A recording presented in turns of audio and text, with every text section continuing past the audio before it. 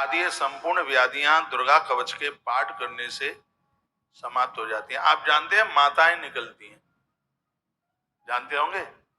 और कभी कभी ये माताएं निकल के चली जाती हैं लेकिन पूरा चेहरा खराब हो जाता है, वो धब्बे से बढ़ जाते हैं। उसका वर्णन है इसमें, उसको चेचक कहते हैं। नश्यन्ति व्याधयः सर्वे लूता विस्फोट का दिया स्थावरम जंगमम चैव कीर्तम चापि यद्विषम मकरी चेचक कुष्ठ आदि ये संपूर्ण जो व्याधियां हैं, यह दुर्गा कवच करने वाले व्यक्ति के पास तक नहीं आ सकती है। बीमारी आएंगी भी तो आते ही नष्ट हो जाएंगे, यह प्रभाव है।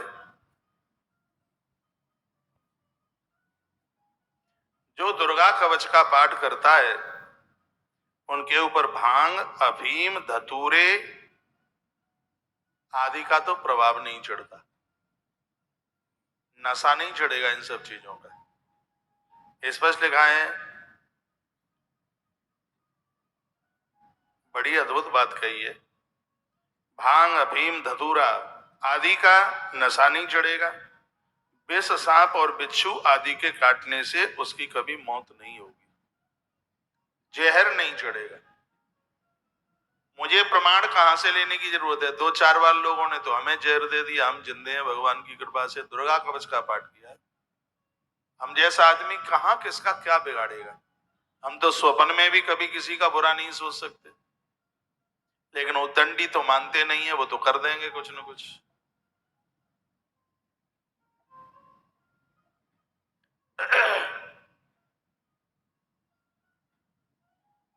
अब तो मैं साल से कथा करने को जा ही नहीं रहा हूं। बहुत लंबे समय से हमने अपना खुद स्वपाकी बनना इसलिए शुरू किया था। आज वो बाबा नहीं है, तिवारी बाबा। जब ऐसी कभी घटनाएं घटी, वो मेरे संग होते थे। तो पहले वो आधी रोटी लेकर के, वो सामान लेकर के चाखते थे। लोग तो उनको चखिया कहने लगे थे। मैं उनको मना करता था, मैं कहता कि भगवान की कृपा है, कहीं कुछ भी नहीं होगा। तो वो कहते हैं कि तुम्हें भरोसा है, मुझे भरोसा थोड़ी ही है, ये बोलते थे। ग्रंथ में लिखा है कि किसी भी प्रकार का विष, सांप, बिच्छू का डंसन उस व्यक्ति के ऊपर अपना प्रभाव नहीं जमा सकता जो नित्य दुर्गा कवच का पाठ करते हैं। तो दुर्गा कवच का पाठ कीजिएगा। अभिचाराणी सर्वाणी, अभिचार कहते हैं जो उठपटंग करते हैं। जैसे अभिचार में नींबू काट देना, मिर्चें फोड़ देना, ये सब ये और उठपटांग काम है। कथाओं में मैया बैठी है, बगल से उसकी साड़ी का छोर काट लेना, थोड़े उसके बाल काट लेना, ये उठपटांग काम करते रहते हैं लोग। सरसों पीली पोटली में बांध के किसी के घर में फेंक देना, इसको अभिचार कहते हैं। दुर्गा कवच का पाठ करने वाले लोगों के पास ये तंत्र मंत्र विद्या नहीं चलती। बिल्कुल देश के ऐसे बहुत प्रदेश हैं जिसमें तंत्र बहुत फली फूल रहा है। लोग बड़ा बड़ा पैसा कमा रहे हैं, बहुत बड़ी कमाई हो गई है तंत्र में। हम लोगों को तो बड़ी गिलानी है इनसे, और हम तो बड़े विरोधी हैं। से महापुराण में लिखा है कि तंत्र की तो सकल देख करके ही पुण्य क्षीण होते।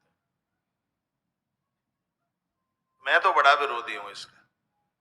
तुम अपने किंचित मात्र एक धन के लोभ में एक तरफ का पक्ष लेते हुए दूसरे को कैसे नष्ट कर रहे हो, ये बिल्कुल ठीक नहीं है, ये कभी भी ठीक नहीं है। ये तंत्र मंत्र हमारे ऊपर किसी के प्रभावित न हो, उसके लिए दुर्गा कवच का पाठ करते रहिए। अभिचाराणी सर्वाणी मंत्र यत्राणि भूतले, धरती पर मारक जितने मंत्र हैं वो सब फैल हो जाएंगे हमारे ऊपर यदि हम दुर्गा कवच का पाठ करते हैं। मारने के मारक मंत्र बोलते हैं उन्हें।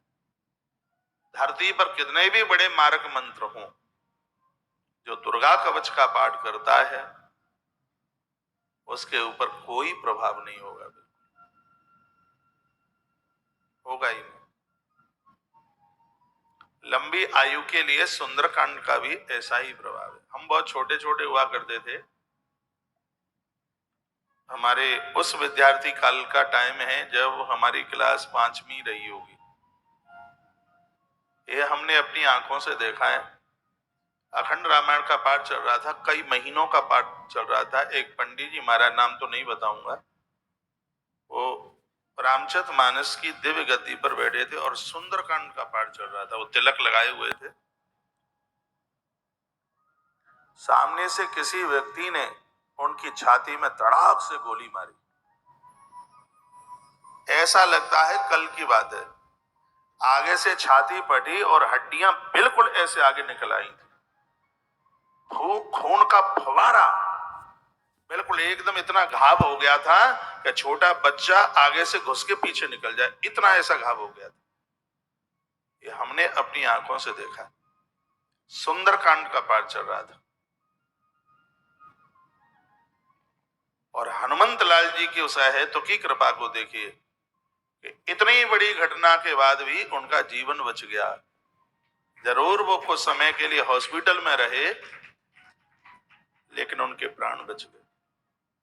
बाद में उनको पूछा गया, पंडित जी थे वो, लेकिन कुछ काम ऐसे थे वो पंडितों के नहीं थे, लेकिन सुंदरकांड बचा गया उनको। उनको पूछा गया कि इतनी बड़ी होनी पर अनहोनी पर तुम बच गए। वो रो पड़े ठीक होने के बाद। वो कहते हैं कि जिस समय मेरे गोली मारी गई, मुझे ऐसा लगा कि मेरे और गोली के बीच में कोई बंदर बीच में चल के आ गया हो। तो कौन? वो हनुमान जी हो सकते हैं। वो कहते हैं कि मेरा नियम था कि मैंने हर मंगलवार को सुंदरकांड का पाठ किया, और उस दिन भी मंगलवार ही था जिस दिन उनको गोली लगी। उस दिन भी मंगल ही वार था, वो बच गए। उस दिन से लेकर के आज तक हमारा कितना छोटा जीवन रहा था। उस समय 4वीं 5वीं क्लास थी, तब से ये सुंदरकांड हमारे हृदय में जगह बना गया। हमें 3 दिन तब लगे थे कि उस गोली कांड को देख करके 3 दिन में हमें सुंदरकांड के 60 दोहे याद हो गए। पूरे 60 दोहे उस समय का सुंदरकांड याद हो गया उस गोली के केस को देख करके। ये पूरा हमारी आंखों के सामने देखा हुआ ये दृश्य।